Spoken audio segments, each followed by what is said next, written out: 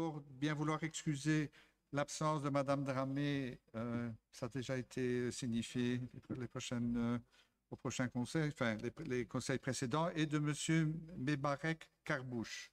Est-ce qu'il y a d'autres excusés? On n'en a pas. Qui? Et Michel Vachaudet.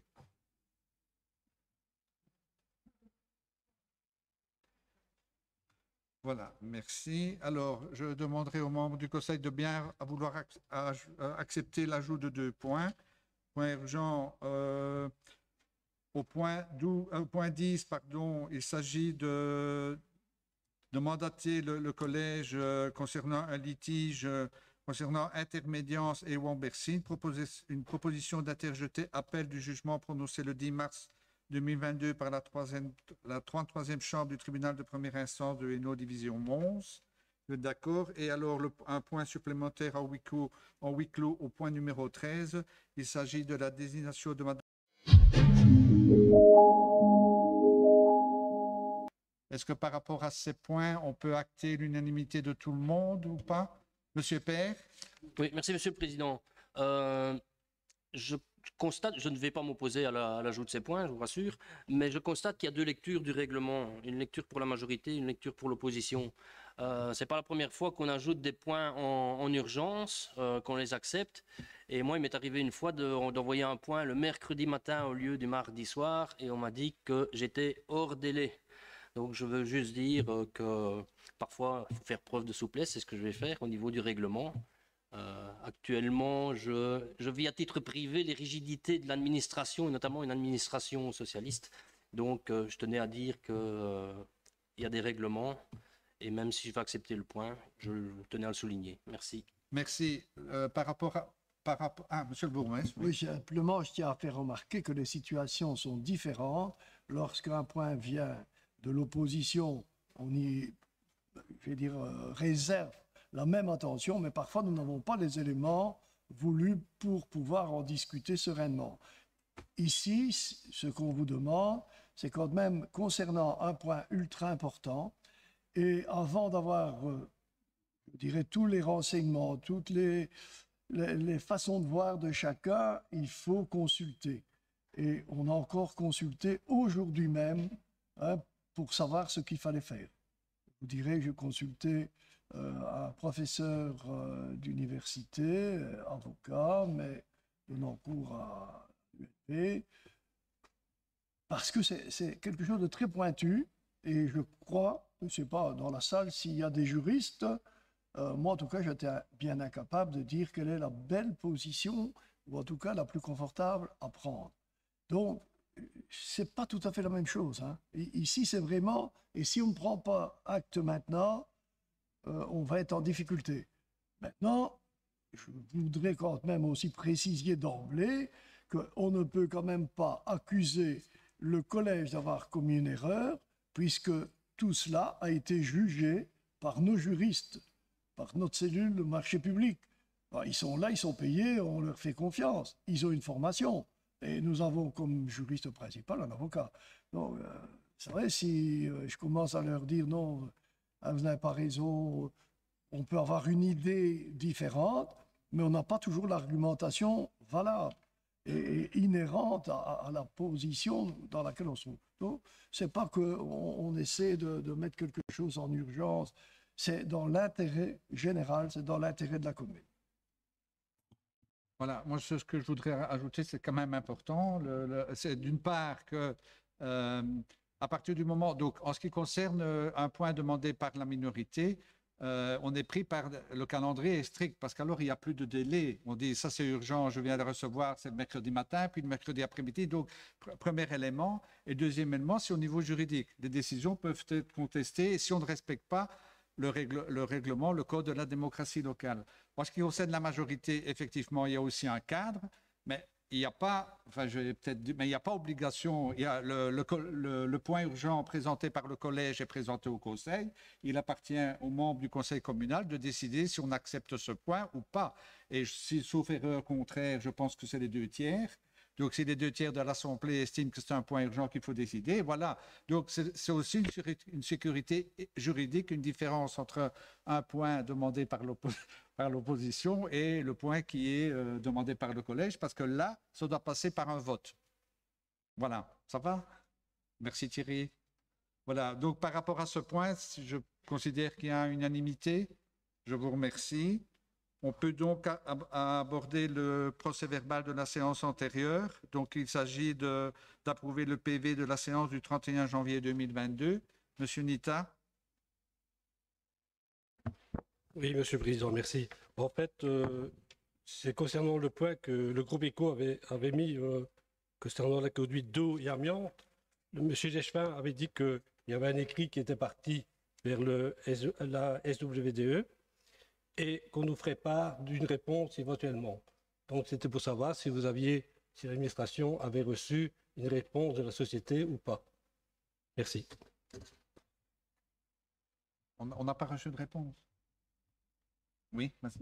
J'ai vu qu'il y avait une communication générale et globale de la part de la Société Wallonne des Eaux qui revenait en fait sur l'analyse au niveau régional et qui revenait sur la non-dangerosité des canalisations. Mais ça, bien évidemment, c'est une communication qui appartient à la Société Wallonne des Eaux. Mais entre-temps, on n'a pas reçu de courrier officiel par rapport à notre demande qui est bien partie après le conseil communal concerné.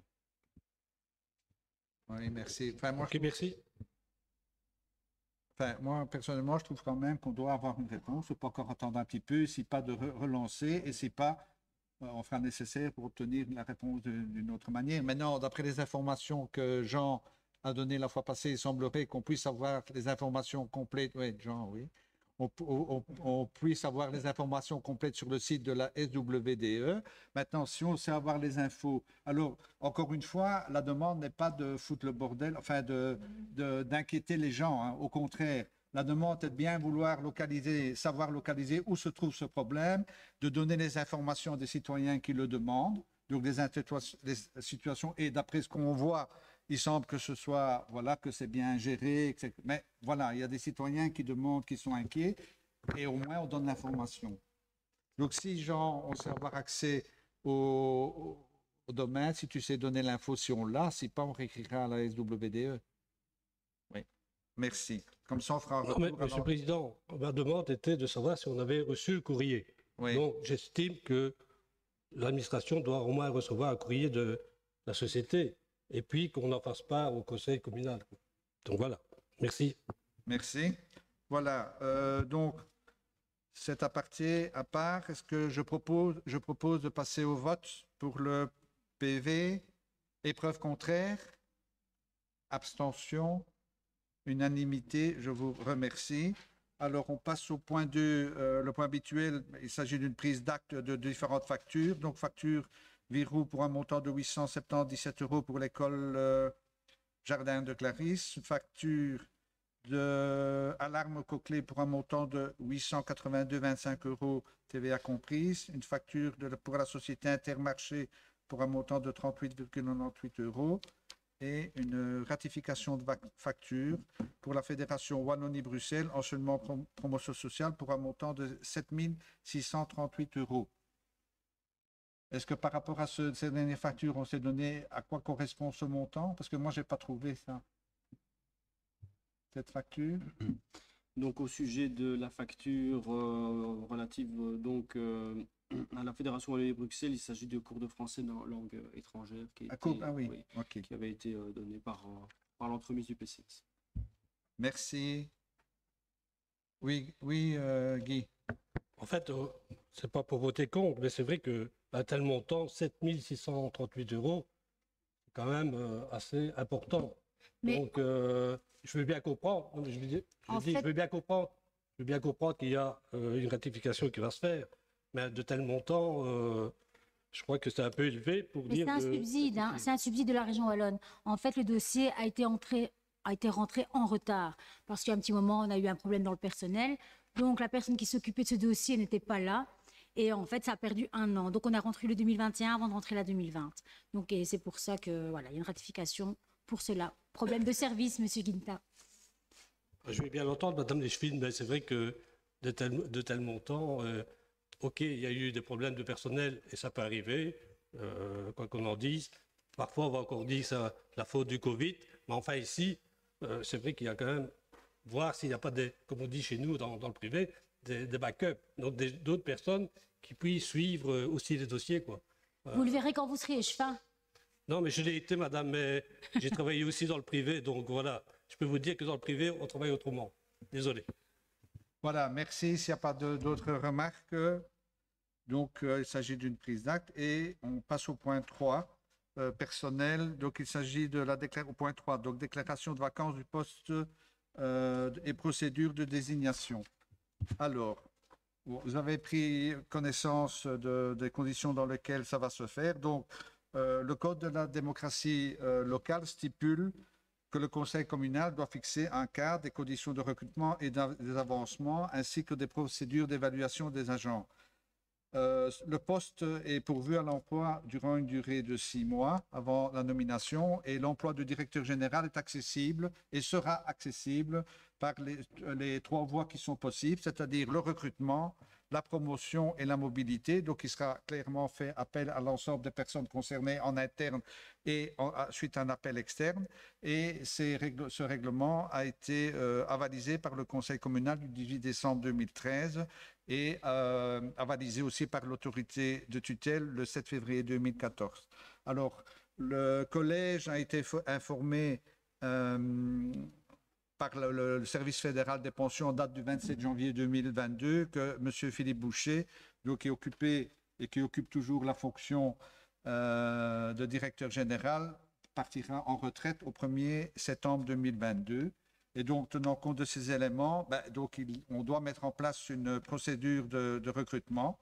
Et donc, la procédure de recrutement se fera, comme on l'a signalé, en interne et en externe. Et la procédure de recrutement, il y a 3 étapes. Une épreuve écrite, donc une épreuve cotée sur 20 points. Il s'agit d'une synthèse accompagnée d'un commentaire d'un exposé de niveau universitaire traitant d'un sujet d'intérêt général. Une épreuve écrite d'aptitude professionnelle qui permettra d'évaluer toute une série de connaissances sur le droit constitutionnel, administratif, droit civil, marché public, fiscalité, etc. Et donc, ce thème aura une cote de 40 points et une épreuve orale d'aptitude à la fonction et à la capacité de management qui permettra d'évaluer le candidat, notamment sur sa vision globale et stratégique et sur la maîtrise des compétences nécessaires à l'exercice de la fonction. Oui, et donc là, c'est 40 points aussi. Alors, vous devez savoir qu'en ce qui concerne certains candidats, donc il y a certains candidats peuvent, de par leur métier ou de par leur situation, donc peuvent être dispensés de l'épreuve d'aptitude professionnelle portant sur les différentes matières et précisément, il y a des fonctions comme le directeur général ou le directeur général adjoint d'une commune ou du CPAS. Donc, ces personnes pourront être dispensées de l'épreuve d'écriture d'aptitude professionnelle. Alors, tenant compte de tous ces éléments, donc il est proposé au Conseil communal d'abord de prendre acte du courrier du 27 janvier 2022 par lequel le service fédéral des pensions informe de la demande de pension de M. Philippe Boucher à la date du 1er septembre 2022, de recourir à la procédure d'appel par toutes les voies possibles, c'est-à-dire recrutement, promotion et mobilité, et de charger le collège communal de mettre toutes les dispositions pratiques pour que cet engagement se fasse de manière optimale et que le choix se fasse de la personne la plus apte à exercer la fonction. Voilà. Qu'est-ce que vous en dites? On peut passer au vote si vous n'avez pas... Donc, c'est au 1er septembre. Alors, voilà. Donc, on passe au vote. Épreuve contraire, abstention, unanimité. Je vous en remercie. Et on aborde le point 4. Monsieur Morin se fera le plaisir de vous expliquer pourquoi on passe à une réformation de la modification budgétaire pour la fabrique d'église Saint-Charles. Merci. Voilà, Monsieur le Président, l'orgue de l'église Saint-Charles a vu son moteur brûler. Il s'agit donc d'effectuer des réparations. Le devis qui a été remis s'élève à 3 137,65 €. La fabrique d'église a remis donc une modification budgétaire mais les 3 137,65 € n'ont pas été indiqués dans la bonne rubrique, car il s'agit bien ici, cela relève du service extraordinaire au niveau de la réparation. Et donc, ce que je vous propose dans un premier temps, c'est de rectifier leur modification budgétaire, c'est-à-dire de réformer, c'est le terme exact, retirer les 3 137,65 € qui étaient inscrits en supplément pour les frais ordinaires du culte et les ajouter comme subside extraordinaire de la commune.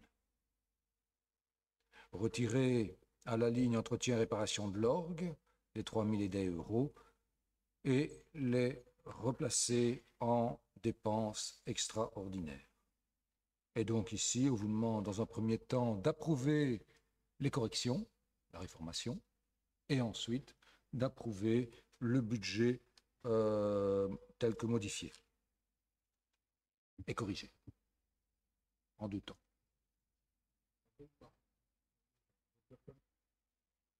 La réformation, donc la correction apportée par l'administration. Le budget lui-même, une fois corrigé.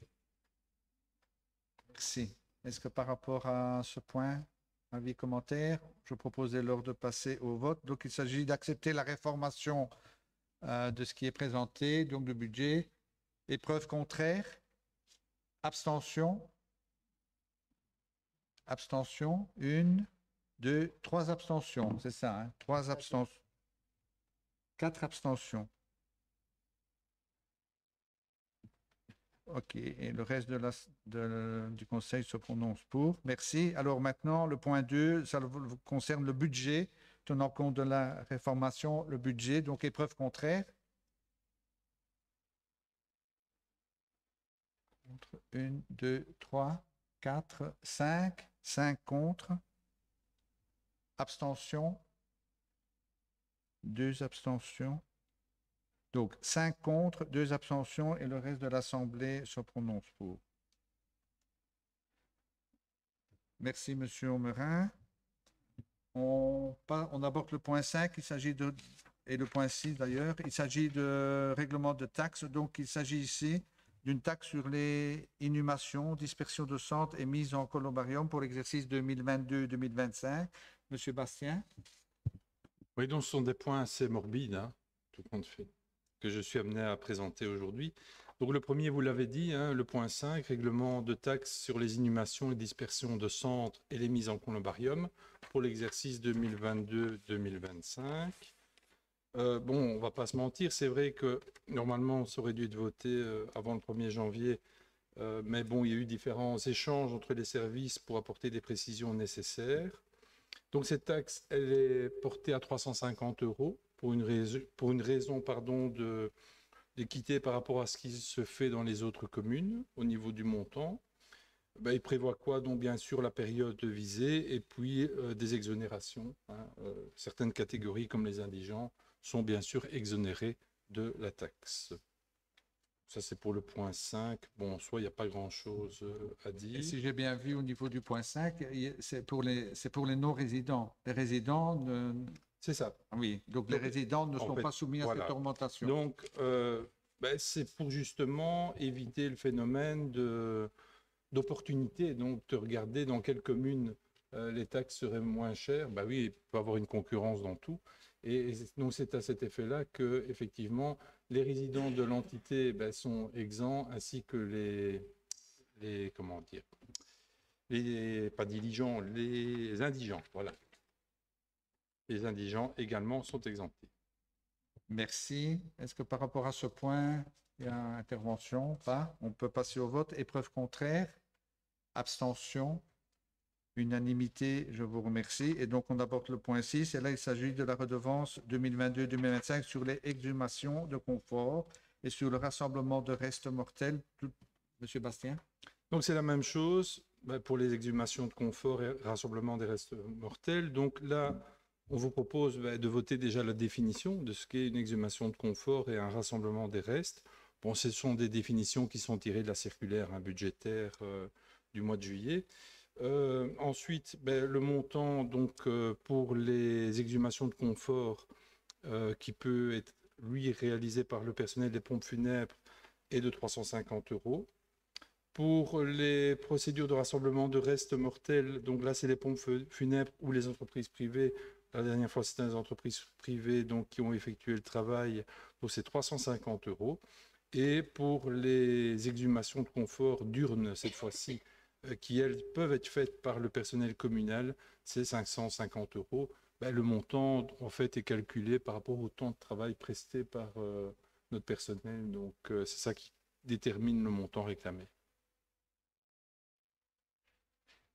Et là aussi, il y a des exonérations, bien évidemment, quand c'est des inhumations réclamées par le parquet, et bien évidemment par la justice. Effectivement, on ne facture pas la justice, donc la procédure.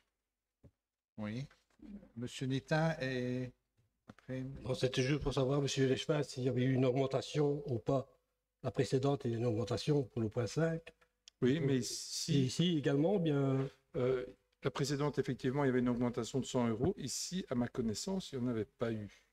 Non, il n'y en a pas eu. Ouais. Monsieur Rétif? Oui, je trouve ça bien macabre, mais il faut le faire. Donc, je voulais faire un peu d'humour noir. L'expression exhumation de confort me laisse pantois. Je ne la connaissais pas, mais enfin, au moins, j'ai appris quelque chose. Et je vous rappelle à tous que la tradition populaire avait décrété que un linceul n'a pas de poche. Voilà, je proposais l'heure de passer au vote pour ce point. Épreuve contraire? Abstention? Unanimité, je vous remercie. Alors, on aborde le point 7. Il s'agit de la centralisation des services communaux du CPS sur le site dit de la Verrie à Boussu. Il s'agit de valider une étude de faisabilité, l'approbation du mode et des conditions de mission in-house avec YTech. Monsieur Bastien? Oui, donc par rapport au projet qui est envisagé d'acquérir éventuellement le site de la Verrie pour établir donc, le futur site de l'administration communale, on vous propose, pour ne pas acheter un chat dans un sac, de réaliser une étude de faisabilité. Celle-ci aurait lieu via YTech. Pourquoi? Parce que comme c'est une intercommunale, effectivement, ça permet de travailler en in-house et donc ça permet de gagner du temps aussi. Donc le projet d'étude est estimé, lui, à 32 000 € et des poussières. Il consiste en quoi en réalité? Donc, c'est de voir la faisabilité économique de mettre l'ensemble des services du CPS et de la commune, à l'exception peut-être de l'un ou l'autre service, sur ce site, de voir donc le coût global qu'engendrerait le projet, éventuellement, et de proposer différents scénarios. Si le scénario initial de mettre la quasi-totalité des services ne pourrait être réalisé. Merci. Est-ce que par rapport à ce point, vous avez des interventions? Si pas, je proposais lors de passer au vote. Oui, Monsieur Rétif? Je voulais simplement demander sur quelle base on avait choisi YTech. Est-ce qu'il y a un marché public? Quelles sont les raisons pour lesquelles on a choisi YTech? Monsieur Bastien? YTech est assez réputé, au fait. Oui. Et l'avantage YTech, c'est qu'il a la réputation de pouvoir réaliser assez rapidement le travail, puisqu'on sait qu'actuellement, IDEA est un peu engorgé au niveau des gros chantiers. Comme je l'ai dit, c'est dans le titre, donc c'est en in-house, donc ça évite de lancer des marchés publics et de perdre du temps pour le lancement, donc le délai de publicité et ensuite le délai d'analyse du marché public en soi. Puis je considère que quand c'est une intercommunale, il y a aussi un rapport de confiance qui se fait. Donc on peut avoir recours à des missions via des intercommunales. Je trouve qu'il faut le faire, sauf bien sûr quand il y a des motifs, comme je vous dis, les calendriers qui peuvent être pleins. Ici, d'après les échanges que nous avons eus avec eux, ça ne posera pas de problème. Merci.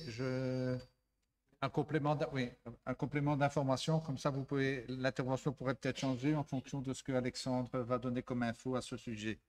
Non, juste vous signaler donc le collège en date du 8 novembre dernier avait décidé donc de réaliser une procédure négociée sans publication préalable et donc on avait consulté 5 firmes, notamment YTech, et en fonction de ces résultats, une seule firme nous a répondu par l'affirmative en nous disant qu'elle était intéressée pour travailler avec nous, mais qu'elle le souhaitait en in-house.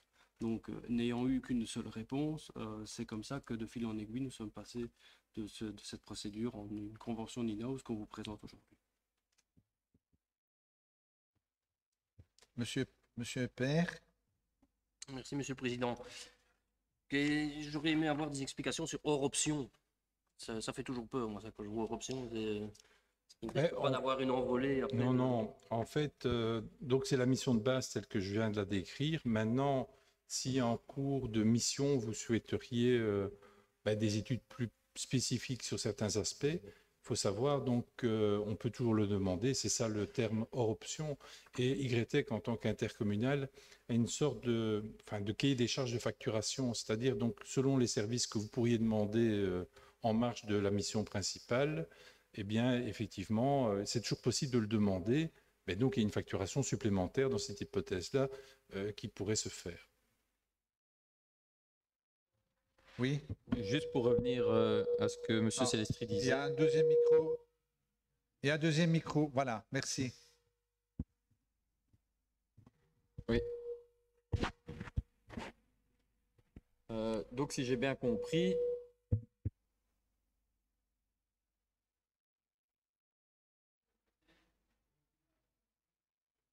oui. Bonne question. Tu peux donner les noms, peut-être, non, vous donnez la raison, on n'en a pas forcément eu, donc le délai était écoulé et donc on n'a pas eu de réponse. Donc c'est pas la première fois, malheureusement. Les firmes sont prises par le temps ou ont d'autres impératifs, donc voilà, les motifs sont nombreux, mais malheureusement on n'a pas de Maintenant, le montant, enfin, ça tourne plus ou moins, le montant de l'étude, c'est 30 000 euros. Pour des grands bureaux, 30 000 euros, bon, et c'est rien du tout pour eux. Hein. Donc, c'est vrai qu'on régulièrement, les grands bureaux d'études, oui, c'est comme les petits commerçants, les petits indépendants qui ne prennent pas un petit chantier ou des trucs comme ça. On suppose, mais on n'a pas la réponse. Mais en tout cas, il y a 6 bureaux qui ont été consultés. Et c'est vrai qu'au niveau d'YTech, c'est un bureau d'études quand même qui travaille avec de nombreuses communes, dont des communes du Hainaut occidental, de Tournai, etc. Et ils sont réputés, donc voilà. Et comme c'est une intercommunale où la commune est affiliée, et qu'ils ont répondu, et d'ailleurs on est tenu, s'ils ont répondu, la seule, on est tenu à conclure le marché, sinon on risque d'aller au tribunal parce qu'on n'a pas répondu. Voilà, enfin c'est l'explication. Oui, bien sûr. Voilà. S'il n'y a pas d'autres interventions, je propose de passer au vote. Alors, épreuve contraire, abstention, 2 abstentions. Le reste se prononce favorablement. Je vous remercie. Et on peut alors aborder le point 8. Il s'agit de l'infrastructure sportive partagée, la candidature donc de la commune. Et là, c'est M. Pardo. Oui, merci, Monsieur le Président. Donc, ici, il vous est proposé d'accepter le fait d'introduire notre candidature dans le cadre de l'appel à projet infrastructure sportive partagée. Donc l'idée est de créer un nouveau hall des sports situé donc juste à côté de l'ancien hall des sports de Boussu à la rue du Centenaire, en avoir une annexe neuve. Et donc les candidatures doivent être rentrées pour le 15 avril 2022. Et donc, il vous est ici simplement demandé d'accepter donc le projet d'introduction de candidature. Merci, M. Pardo. M. Nita. Oui, Monsieur le Président, je voudrais juste faire une remarque dans le projet de candidature. En fait, on renseigne les écoles. On s'est aperçu qu'il n'y avait que les écoles communales qui étaient mentionnées, alors que dans l'acte... je veux dire, dans la délibération, il fait bien mis que ce sont toutes les écoles présentes sur le territoire. Donc, est-ce qu'il ne faudrait pas modifier le formulaire d'inscription? Et alors, quid des différentes ASBL de la commune? Est-ce qu'il faut les renseigner ou pas? Est-ce que c'est nécessaire pour l'acte de candidature? Merci. Merci, Monsieur Pardo. Donc, ce sera modifié au niveau de l'acte de candidature et au niveau de la délibération qui sera prise aujourd'hui, mais tout le nombre d'ASBL ne doit pas apparaître au niveau de l'appel à candidature. Voilà. S'il n'y a pas d'autres avis, commentaires, je propose alors de passer au vote. Épreuve contraire, abstention, unanimité. Je vous remercie. Merci, Monsieur Pardo. Et on aborde la régie foncière, le point 9, situation du site urbain. Il s'agit de l'acceptation de l'offre. Donc, il s'agit de la maison 6 rue François Dorzé, 109. Madame... Oui, merci, Monsieur le Président. Ben voilà, il s'agit de prendre acte des offres reçues pour la maison, donc rue François Dorzé, 109, de marquer son accord sur l'offre la plus élevée d'un montant de 90 000 € et de charger l'étude de Maître Dassler de rédiger le compromis de vente. Je vous remercie. Merci. Est-ce que par rapport à ce point, il n'y a pas d'intervention? Je proposais lors de passer au vote. Épreuve contraire, abstention, unanimité pour ce point. Je vous remercie. Et on aborde alors le point supplémentaire, le point 10. Il s'agit du litige commune de Boussu concernant Intermédiance et Wambercy. Donc, il s'agit d'une proposition d'interjeter appel au jugement prononcé le 10 mars 2022. Et je passe la parole à M. Bastien. Oui, bon, je dois vous dire, c'est pas pour heureux de devoir expliquer un point comme ça, un peu en urgence, et on en a pris connaissance au collège communal qui précédait ici la réunion du conseil. Donc, je vais essayer de synthétiser au mieux la situation. Il faut savoir donc qu'à une époque, il était obligatoire de lancer donc une mise en concurrence, c'était tiré du droit européen, pour les huissiers de justice. Donc, la commune de Boussu avait lancé un marché public avec publicité, sous forme de procédure négociée comme mode de passation. Et entre-temps, nous avons reçu des offres et nous avons appris que la réglementation allait changer et qu'il ne serait plus nécessaire dans un avenir très proche d'avoir recours à la publicité. Donc, et même de mettre en concurrence les marchés publics de huissiers de justice. Donc nous avons cessé la procédure, c'était une décision du collège, et nous avons envisagé donc d'avoir recours, comme nous avions recours par le passé, aux huissiers de justice sans mise en concurrence. Pourquoi? Parce que de toute façon, il faut savoir qu'il y a en Belgique un arrêté royal qui fixe la tarification. Donc que vous ayez recours à l'un ou à l'autre de huissiers de justice, ce sera le même prix. Seulement, en fait, une des sociétés qui avait remis offre a contesté l'abandon de la procédure et est allée donc en justice. Et après analyse de la situation, le juge du fond, comme on dit, a décidé de nous obliger à relancer une procédure de marché public sous peine de 250 € d'amende après 3 mois. Voyant cela, on s'est dit, bon, on va aller au plus court, on ne va plus faire de publicité, on va relancer un marché public en consultant en procédure négociée quelques cabinets, le minimum c'est 3, selon la jurisprudence, et c'est ce que nous avons fait par souci de rapidité. Seulement dernièrement ici, l'entreprise a contesté cela et a dit, voilà, on ne m'a plus reconsulté, c'était en procédure négociée, sans publicité, donc on m'a pu reconsulter, c'est vexatoire. Et je demande la réclamation des indemnités, telles que prévues dans le jugement après les 3 mois. Ce n'était pas le point de vue défendu par notre avocat, par notre conseil, et seulement le juge des saisies a suivi la théorie de la partie adverse, ce que nous contestons toujours, et ce qui est toujours contesté par notre avocat. Donc, on vous propose aujourd'hui de prendre acte, et j'entends bien, ce n'est pas fort heureux d'en prendre connaissance comme ça en séance du conseil communal, mais de prendre acte du jugement et d'accepter d'interjeter appel, parce que lors du jugement devant le juge des saisies, nous avons également appris que la société Intermédiance, pour ne pas la citer, était une association donc momentanée et n'a plus cours depuis décembre 2020.